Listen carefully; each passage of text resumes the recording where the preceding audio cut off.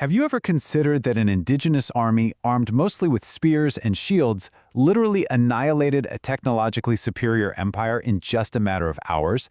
This document completely shifts the perspective on the Battle of Isandlwana. Welcome to Strategic Labs. Like and subscribe for more strategic insights. Today, we're diving deep into an incredible document that meticulously breaks down one of the most stunning military reversals in modern history, the 1879 clash between the British Empire and the Zulu Kingdom. All right, so we're bringing a sharp, highly analytical lens to this historical event today, focusing on the top 3 disruptive points of failure for the British military: strategic hubris, operational negligence, and the encirclement trap. To truly grasp the magnitude of this collapse, we really need to contrast the British expectations going into the campaign against the stark reality on the ground. You see, driven by their Victorian-era imperial ambitions in southern Africa, the British fully expected to face an unorganized, primitive force. They prepared for conventional, linear warfare. But the reality? Well, King Setshwayo Zulu Kingdom possessed a formidable, highly disciplined military state. Forged decades earlier by Shaka Zulu, these warriors were incredibly mobile, organized into strict regiments, and they had this deep, intimate knowledge of the rugged terrain. Let's get right into point 1, strategic hubris.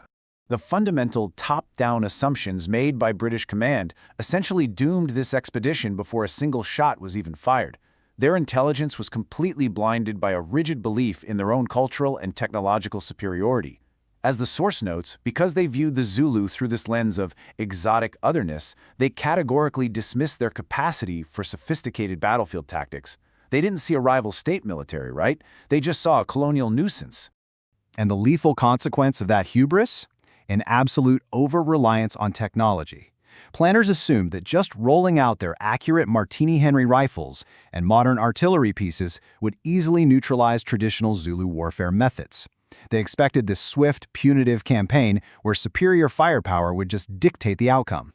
Basically, they thought their weapons made them invincible, which leads us directly to our next disruptive point. Point 2, operational negligence. So, this strategic overconfidence at the top totally trickled down to the tactical level at the Isandlwana encampment.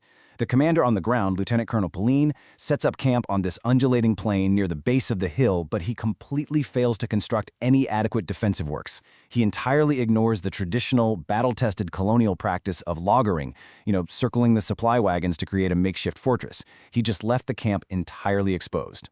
Because they didn't respect the enemy's capabilities, British command actually dispersed their troops over a really broad area for foraging and logistics. Supply wagons were scattered everywhere, there was zero unified perimeter defense, and reconnaissance was just woefully inadequate. This fragmented deployment meant that when the threat finally materialized, mutual reinforcement between the units was practically impossible. Which brings us to point 3, the encirclement trap. Let's analyze exactly how the Zulu forces exploited all this negligence with a devastating tactical maneuver. They utilized their renowned Horns of the Buffalo formation. Now, this wasn't some disorganized mob rushing a gun line. This was a tactical masterpiece designed to entirely neutralize conventional European linear warfare.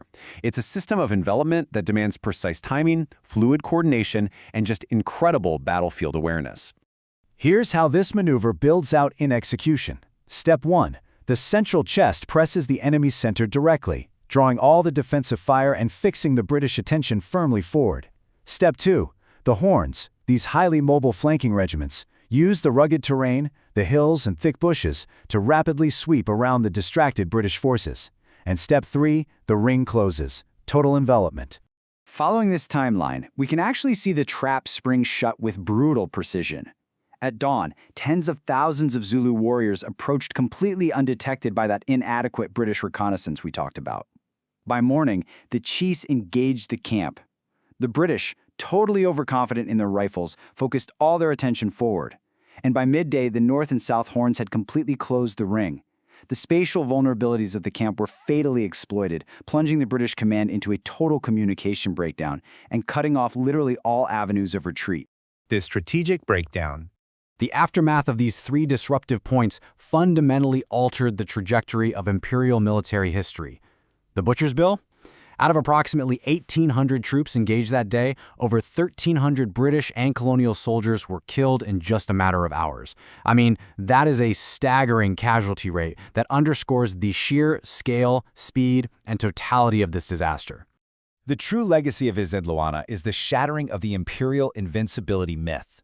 This event proved, definitively, that massive technological advantage and superior firepower instantly become catastrophic liabilities when they're paired with strategic complacency, poor reconnaissance, and rigid conventional tactics. Which leaves us with this really provocative question to reflect on.